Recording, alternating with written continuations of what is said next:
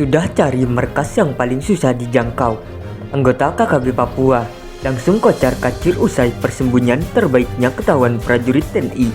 Pergerakannya kini tak bebas lagi. KKB Papua kini sedang terpecah belah. Dikutip Great Hot dari Surya, Demanus Magai, salah satu panglima tertinggi KKB Papua, kini disebut-sebut menerima perundingan pemerintah Indonesia. Demanus, salah sosok yang disegani di UPM, sempat membawa 2 komandan KKB Papua sebelum berpisah dengan kawan-kawannya. Bahkan anggota KKB Papua yang lain sampai menyebut Demanus sebagai sosok kaki tangan TNI Polri. KKB Papua memang sudah sering kali melakukan serangan ke anggota TNI Polri yang berjaga. Meski begitu, KKB Papua seolah tak menyadari TNI Polri senantiasa memantau pergerakan mereka.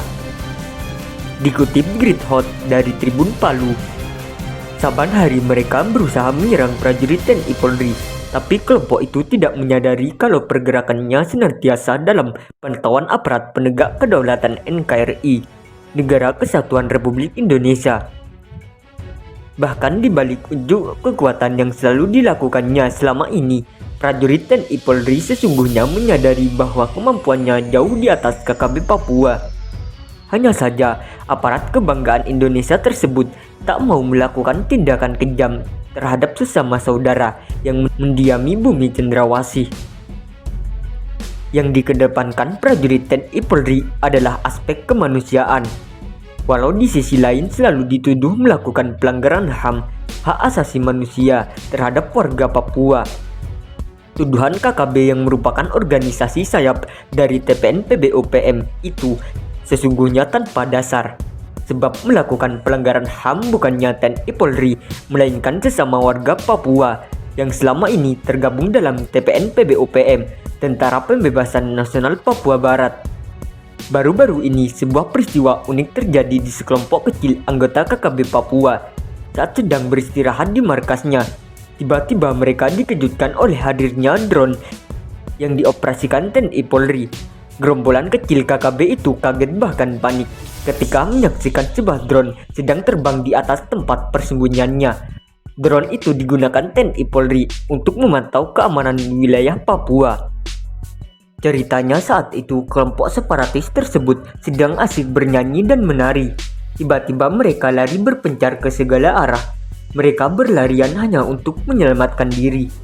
Sikap anggota KKB itu ternyata dipicu oleh kekagetan melihat sebuah pesawat mata-mata atau drone yang sedang terbang rendah persis di atas tempat mereka. Melihat itu, para awak KKB pun panik. Mereka takut karena lokasi persembunyiannya telah diketahui oleh aparat TNI Polri.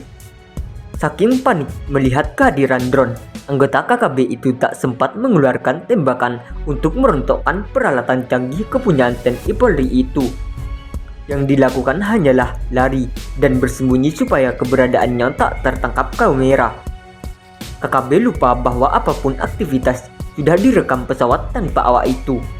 Jika TNI Polri ngotot, pastinya pada momen itu anggota KKB langsung diserang, apalagi posisi para prajurit itu berada tak jauh dari markas KKB tersebut. Bahkan setelah menyaksikan situasi di balik rimbunan pepohonan di tempat itu, sang operator pun langsung menjauhkan drone dari tempat tersebut untuk menghindari berbagai hal yang tidak diinginkan. Sebagaimana video yang viral di media sosial saat ini, anggota KKB Papua hingga kini terus bergerak. Pergerakan sulit diprediksi karena mereka selalu berpindah dari satu tempat ke tempat yang lain. Saat berpindah tempat, gerombolan pengacau itu bergerak bersama-sama.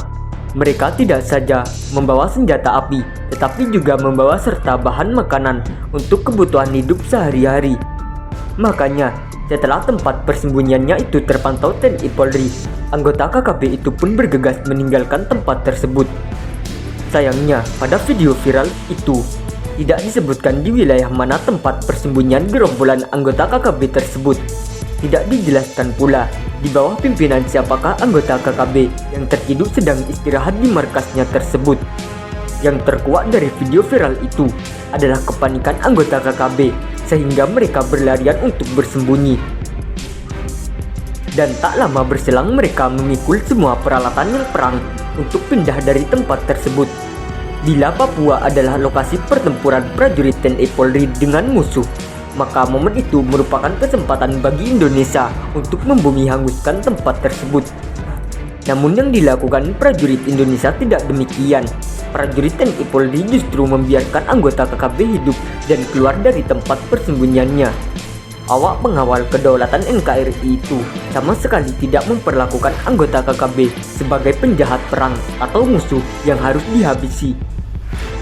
Karena bagi TNI Polri, anggota KKB merupakan sesama saudara yang mungkin belum sadar akan tindakan yang menyakiti hati sesama warga Indonesia. Sejauh ini, tindakan tegas yang dilakukan prajurit TNI Polri adalah mengeksekusi jika anggota KKB melancarkan tembakan membabi buta sehingga mengancam keselamatan warga dan prajurit TNI Polri. Akan tetapi, jikalau warga sipil itu tidak melakukan tindakan brutal, yakni menyerang warga sipil ataupun aparat bersenjata, maka keselamatannya dijamin. Berikutnya, jika warga sipil tidak membawa senjata api, maka warga tersebut dijamin keamanan dan keselamatannya. Sayangnya, selama ini anggota KKB Papua tak menyadari kearifan para prajurit TNI Polri itu. Yang ada di benak mereka hanyalah menyerang dan membunuh demi meraih kemerdekaan. Mungkin karena itu, sehingga saban hari anggota KKB Papua terus bergerak. Mereka lebih banyak bergerak siang hari dan beristirahat saat malam tiba. Namun sejak keberadaannya terpantau pesawat mata-mata, anggota KKB itu langsung mengubah pola pergerakan. Mereka tidak melakukan di siang hari, tapi lebih pada malam hari. Maksudnya adalah jika di siang hari mereka mudah terpantau oleh drone milik TNI Polri, maka itu menyulitkan mereka melakukan penyerangan. Akan tetapi, jika pergerakan di malam hari, maka selain tak terpantau TNI Polri, cara itu juga akan memudahkan mereka melancarkan aksi. Benarkah demikian? Hanya prajurit TNI Polri yang bisa menjawabnya.